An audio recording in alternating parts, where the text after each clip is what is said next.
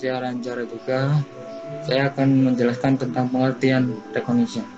Suatu jaminan bahwa suatu negara dapat menduduki tempatnya yang wajar sebagai suatu organisasi politik yang merdeka dan berdaulat di tengah-tengah keluarga bangsa-bangsa. Dalam hukum hak asasi manusia internasional berkaitan dengan kewajiban negara dalam pemenuhan, perlindungan, dan penghormatan hak asasi manusia yang diakui secara internasional.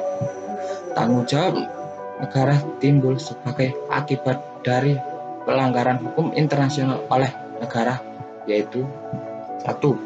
Melakukan tindakan pelanggaran hak asasi manusia action, dan melalaikan tidak melakukan tindakan apapun atau melakukan pembiaran omission terhadap pelanggaran hak asasi manusia. 2. Melakukan tindakan yang merupakan pelanggaran terhadap kewajiban internasional. Karenanya negara dapat diminta pertanggungjawaban untuk tindakan-tindakan atau kelalaian yang melawan hukum. Pertanggungjawaban negara dalam hukum internasional pada dasarnya dilatar belakangi pemikiran bahwa tidak ada satupun negara yang dapat menikmati hak-hak tanpa menghormati hak-hak negara lain. Sekian.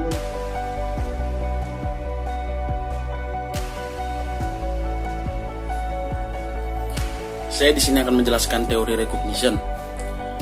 Jadi di sini saya akan menjelaskan 3 teori recognition. Salah satunya adalah teori deklaratif. Teori deklaratif itu berisi pengakuan hanyalah sebuah pernyataan formal saja bahwa suatu negara telah lahir atau ada, yang mengartikan ada atau tidak adanya pengakuan tidak mempunyai akibat apapun terhadap keberadaan suatu negara sebagai subjek hukum internasional. Jadi kalau menurut teori deklaratif ini, pengakuan itu tidak terlalu berpengaruh terhadap suatu negara sebagai subjek hukum internasional. Nah, teori yang kedua adalah teori konstitutif, yang berisi adalah pengakuan menciptakan penerimaan terhadap suatu negara sebagai anggota masyarakat internasional. Nah, jadi kalau di sini di awal dijelaskan bahwa pengakuan menciptakan penerimaan. Jadi untuk diterima itu harus ada pengakuan. Artinya pengakuan merupakan prasyarat bagi ada atau tidaknya kepribadian hukum internasional atau international legal personality suatu negara. Yang ketiga adalah teori pemisah atau jalan tengah. Nah, dari teori ini berisi ada teori pemisah, karena menurut teori ini harus dipisahkan.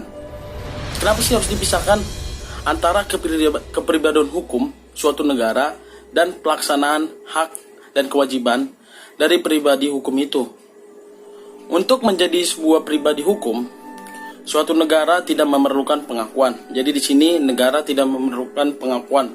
Namun, agar pribadi hukum itu dapat melaksanakan hak dan kewajibannya dalam hukum internasional, maka diperlukan pengakuan oleh negara-negara lain.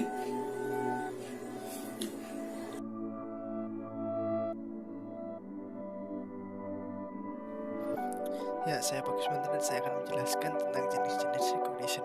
Yang pertama yakni de facto, yakni sebuah pengakuan suatu negara terhadap negara lain yang dilihat secara fakta bahwa negara tersebut ada, namun dalam pengakuan ini bersifat sementara.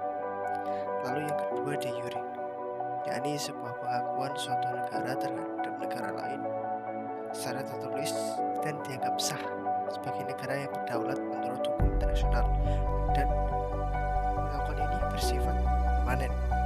Pengakuan de facto diberikan ketika suatu negara sedikit ragu akan negara tersebut karena bisa jadi terjadinya konflik jika mengakui negara tersebut, seperti Indonesia yang mengakui adanya Taiwan namun tidak secara